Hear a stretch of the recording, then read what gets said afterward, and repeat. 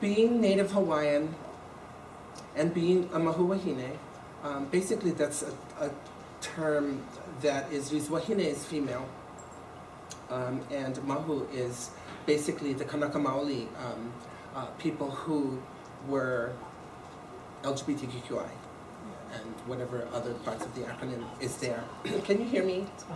Okay, because I don't like, because this looks like something that I haven't had in a long time. And not so desperately. In our culture, we are, transgender women, or Muhiwahine, are the healers. We are the educators of our children. We are the people who take care of the community, who take care of the elders. In the Hawaiian culture, no one is thrown away. Many of you have seen Lilo and Stitch? Well, Lilo said, Ohana means family, and family means no one is left behind. And that's the Hawaiian culture. The word aloha, broken up and translated alo, to share, ha, the breath of life. And that's how we build our culture from that. Everything in the universe has ha, whether it's non-living or living. The pohaku, the rocks, they come with a lot of spiritual energy, mana, and everything in life has a connection. Everything in the universe has a connection. The very ground we walk on, the very air we breathe. In the spirit of belonging, of malama, of embracing everything, has a place, a sense of place, and is in its place. Through colonization, that was really interrupted for us as a people. First of all, the only kingdom in the United States, before it was even attached to the United States, we were recognized as a sovereign nation across the world.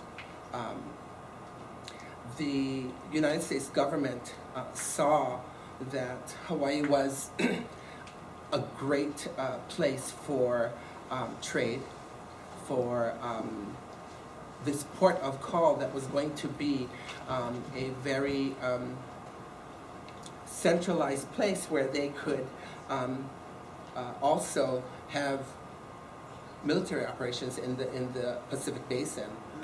It was really sought after by many, many countries. Unfortunately, you know, we were overthrown. Our queen was deposed, and because of the effects of colonization, our culture had deteriorated a lot. My family comes from traditional healers, kahuna lapa'aus, medicinal and spiritual healers, and Hawaiian priests. When we were colonized, we could not speak our language. We could not express ourselves in our cultural traditions, whether it was hula or all of the Hawaiian gods and goddesses that we were our deities in our religion. We weren't able to actually express our religious beliefs as well. Religion played a big part in colonization for us with the missionaries. They believed that we were heathen, pagan, and that our culture wasn't this sophisticated culture that it really was.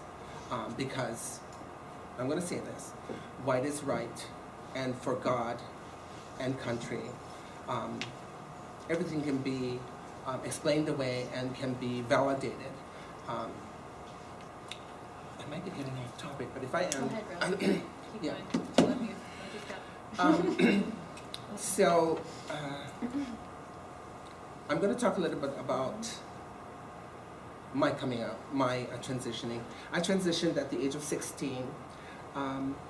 I was able to transition I think, more easily with my father's passing. And I say that because 2.5 weeks before my father passed, I told him, I just sat him down, and I don't know why I did this, but I did. And I told him, Daddy, I'm going to be a woman, and that's how I'm going to live my life. And he said the most profound thing. He told me, no matter what you do in your life, pay your own way through life. Don't let anybody pay your way. And I took that to mean go and work, go and get educated so that I can get a better job. And so I did. My senior year of high school, I transitioned fully. I was a peer counselor. And so before I went back to school, I called the head counselor there that I worked with. His name was Norm. He refused to have us call him Mr. Offstein, which was kind of nice, and I didn't realize at the time, but this was a very, very progressive man who was white, obviously privileged, born into privilege, came from money, but didn't take all of that into heart. He asked me what I needed, and I told him, I said, I need everybody. I need you, I need administration, I need the faculty, I need my fellow peers, I need the student body, and I need all of the families, all of the parents. So we called an assembly, and that's how I came back to school. I addressed everybody and told them who I was and who I was becoming, and that I wanted not for their acceptance or to be validated, but I wanted to let them know, this is who I am. Respect me for who I am. I'm coming back to school as Melanie. And you know, there was some people who were not too happy about it. A lot of the parents. We had problems with bathrooms. There were 2 of us, actually. My girlfriend and I were lucky enough to transition together. And we were able to navigate all of this and live. And many of us in the Hawaiian community were transitioning early, very early. So at 16, I transitioned. Surprising to me, I don't know how I did it. In Hawaii, it's kind of commonplace for people to smoke weed, marijuana. And I smoked every day at school. Me and my girlfriend smoked every day at school, but we were at the top two levels of the class. We were both overachievers, I think, and we were 4.0s, you know. So we were, in a sense, when you talk about privilege, we had privilege.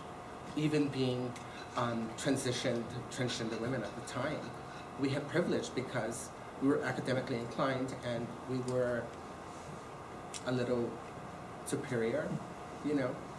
And I don't say that and embrace that I felt superior, but just that I knew my privilege.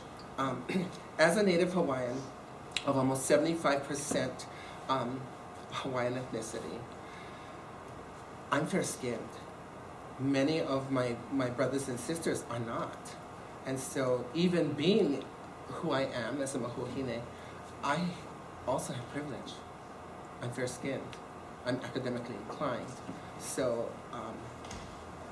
my sister, I have to bring my sister into this, because she's also in the video, but we're probably not going to see it again. I'm going to go back to my sister.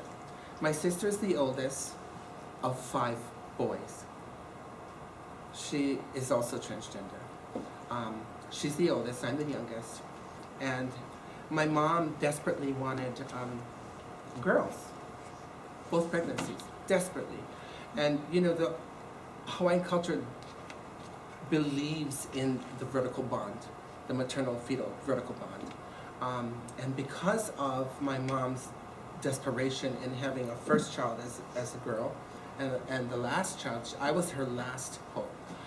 She got her wish. She got her girls. And you know, I oftentimes wondered as I was growing up why I was so overprotected. I never went anywhere without my mom and my dad. And I think it's because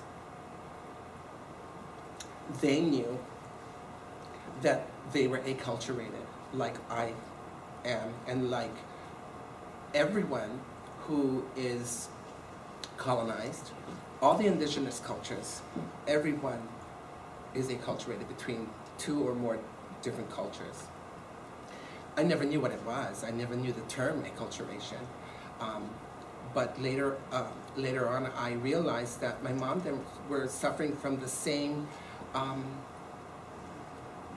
post-colonization as I was.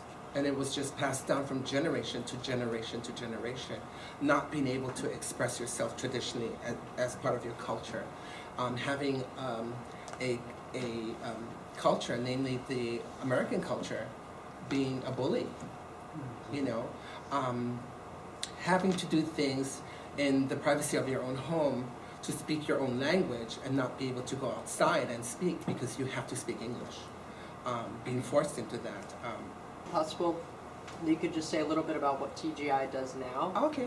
I mean, because I know you all don't have the legal access. And I'm sorry for being convoluted with my story. It kind of happens. Could you talk about Stiletto and the survival guides and stuff? So, TGI Justice Project, in the very beginning, we did a lot of legal work because we had Alexander Lee. He was the founding father of our organization. And for 5 years, we continued doing alternative sentencing, doing legal work for transgender women of color. And the organization is specifically geared towards transgender women of color, but we also work with transgender men of color. And I'm going to say of color because white's a color too. So, and when you look at transgender people, well, I hope I can say this and everybody won't get offended. We are everybody else's niggas. We really are. Whether you're white and you're a trans man, if you're a trans man and you're white, you basically went from number 2 on the societal ladder to number 1. If you pass. If you don't pass, it's another story. And as transgender women, white transgender women go from number 1 to number 2. So now think about that privilege and think about the black man at the bottom of the last rung of the ladder. He's actually on the ground. Transgender people, whether they're white, black, blue, purple, whatever identity, we're beneath the black man. The black man, simply because of the color of his skin and the deepness of the color of that skin, he may be profiled, just like every transgender person is profiled. So, you know, give that context to, you're talking about TGI Justice, right? Okay, so what we do now, sorry, I'm getting off track. What we do now is we provide leadership development to formerly incarcerated and also incarcerated transgender women of color. We used to do a lot of legal work. Now because of staffing capacity or limited capacity, we are now doing, we still have a program for prison mail. We receive mail and we respond to every single letter that comes in. Janetta and I work together on that. Let me see what else we do. Political education. We work with community organizations to help to develop and politicize our membership. What else we do? Yeah, empowerment retreats. As part of our transition out of the legal work, we have to find a way to kind of still empower. You want to? Okay, say something.